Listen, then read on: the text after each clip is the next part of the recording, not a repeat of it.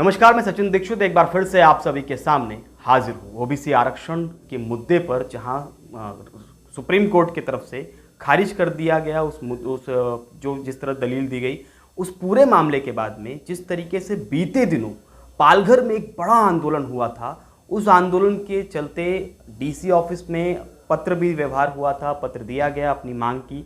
उस पूरे मामले के बाद में अब आगे किस प्रकार की भूमिका रहेगी, किस प्रकार से ओबीसी आरक्षण के प्रति आगे किस तरह से स्टेप चला जाएगा, और अगर ये सब हुआ है तो जो चुनाव होने की जो संभावनाएं बताई जा रही हैं और 2 हफ्ते के अंदर तारीख घोषित की जाए, ऐसा सुप्रीम कोर्ट ने साफ तौर पे कह दिया है, तो क्या कुछ होगा। और जिनको ओबीसी आरक्षण की मांग थी, अगर उन्हें इस तरह से आरक्षण नहीं मिलता है तो उनकी भूमिका किस तरह होगी, इसके लिए हम बातचीत करने आए हैं बहुजन विकास अघाड़ी के प्रवक्ता अजू पाटिल से। आइए हम बात करते हैं और जानते हैं इस पूरे मामले पर इनकी क्या प्रतिक्रिया है।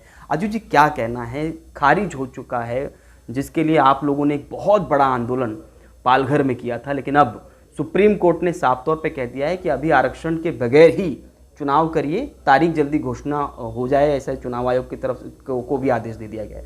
क्या कहेंगे आप इस पर?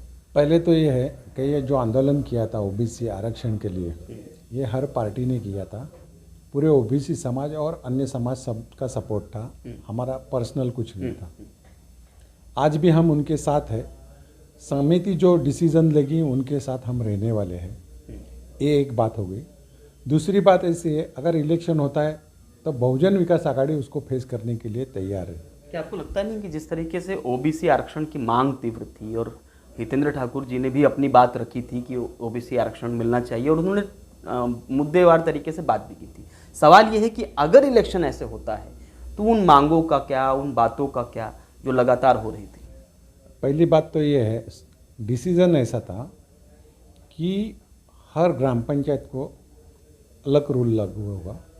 पंचायत समिति है, जिला परिषद है, महापालिका, हर जगह अलग अलग आरक्षण होने चाहिए, ये उन्होंने बताया था। उसके लिए एम्पिरिकल डाटा जमा करना था। अभी सिर्फ बात लेंगे वसी विरार महापालिका की, तो उसके लिए ये एरिया एक तो छोटा है, उसमें डाटा जमा करने के लिए टाइम था, बहुत टाइम था, तो ये करना चाहिए था। आज भी इनके पास रिकॉर्ड है, थोड़ा सा वो अगर उसमें ध्यान देंगे तो ये 15 दिन के अंदर भी काम कर सकते हैं और आरक्षण दे सकते हैं। अभी आप देखेंगे तो 126 सीट में से अनुसूचित जाति 5, अनुसूचित जमाती 6, तो 126 में सिर्फ 11 रिजर्व है। तो कहीं भी 50% के ऊपर रिजर्वेशन जाता नहीं है। तो ओबीसी को आज भी आरक्षण ये दे सकते हैं, ये 15 दिन में डिसीजन ले सकते हैं कि ओबीसी इतने हैं। और आप देखेंगे तो 85% बोला जाता है, लेकिन 85% नहीं पकड़ा, तो भी 27% से नीचे नहीं है।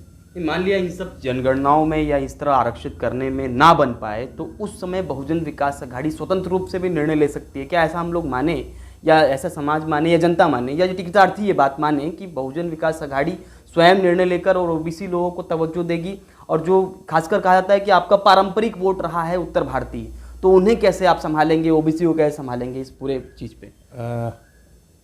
बात ऐसी है कि बहुजन विकास आघाड़ी हर समाज, ओबीसी ऐसा नहीं, सबको न्याय देती है।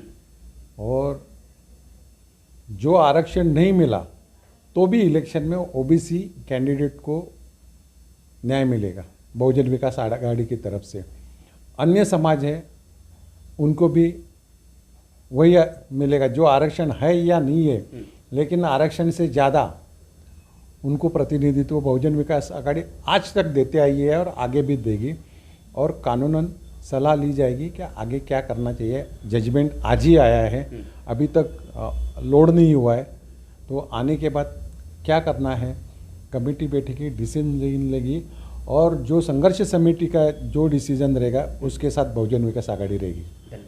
ये थे अजू पाटिल। उन्होंने साफ तौर पे कहा कि आने वाले इलेक्शन के लिए पहले तो वो तैयार हैं, दूसरी बात उन्होंने कहा कि ओबीसी के प्रति जो उनका उत्तरदायित्व है या उनकी पार्टी का उत्तरदायित्व है उसे देखा जाएगा और सभी समाज को जहां पर स्थान देना चाहिए उसे दिया जाएगा। लेकिन सबसे बड़ी खबर यही है कि सुप्रीम कोर्ट ने आरक्षण वाले मुद्दे पर खारिज करते हुए साफ तौर पे कहा कि पहले चुनाव कराया जाए, उसके बाद विचार किया जाएगा। आप देखते हैं कि इस पूरे मामले पर सरकार किस तरह फैसले लेती है और चुनाव की तारीखें कब तक घोषित होती हैं। एंटी करप्शन न्यूज़ के लिए सचिन दीक्षित, विरार।